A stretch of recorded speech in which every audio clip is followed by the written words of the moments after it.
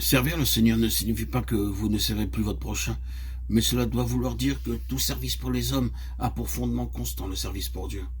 C'est le service dirigé vers Dieu qui nous pousse à aller vers les hommes. Dans Luc 17, 7, 10, nous voyons très clairement ce que désire le Seigneur. Ce passage montre deux manières de travailler, labourer le champ et paître le troupeau. Ces deux occupations sont bien sûr très importantes. Cependant, le Seigneur déclare que même lorsque le serviteur s'en retourne après avoir accompli ses tâches, c'est la satisfaction du maître qui est primordiale et non celle du serviteur. Il ne doit donc pas satisfaire en premier lieu ses besoins même légitimes. Lorsque nous revenons après avoir accompli un travail, nous aimons raconter tout ce que nous avons fait. Mais le Seigneur nous dira, « Ceins-toi et donne-moi à manger. » Il a besoin du service pour lui-même. Peut-être que nous avons travaillé sur un vaste champ et pris soin de beaucoup de brebis, mais tout notre labeur sur le terrain et parmi le troupeau ne peut nous dispenser du ministère de la satisfaction personnelle du Seigneur. C'est notre devoir suprême. Frères et sœurs bien-aimés en Christ, que recherchons-nous? Est-ce seulement le travail sur le terrain, prêcher l'évangile aux perdus, prendre soin du troupeau en répondant aux besoins des croyants? Ou bien veillons-nous à ce que le Seigneur reçoive sa nourriture jusqu'à sa pleine satisfaction et qu'il boive jusqu'à ce que sa soif soit étanchée?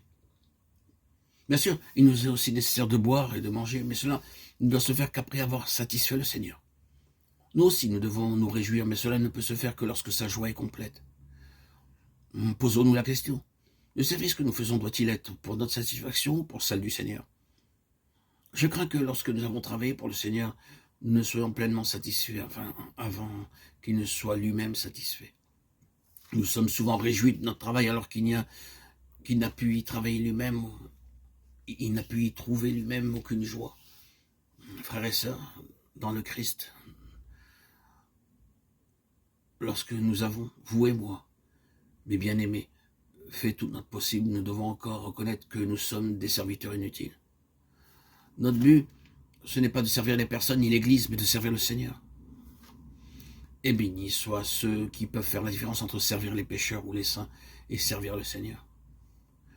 Un tel discernement ne s'acquiert pas aisément, c'est seulement en préservant, en persévérant, que nous saurons différencier entre servir le Seigneur lui-même et servir la maison. Malgré tout, si le Saint-Esprit peut agir dans nos vies, il pourvoira également à ce besoin. Recherchons donc la grâce de Dieu afin qu'il nous révèle ce que signifie vraiment le servir lui-même. J'aime lire dans Acte 13 ce qui était l'essence même du ministère des prophètes et des docteurs dans l'église d'Antioche.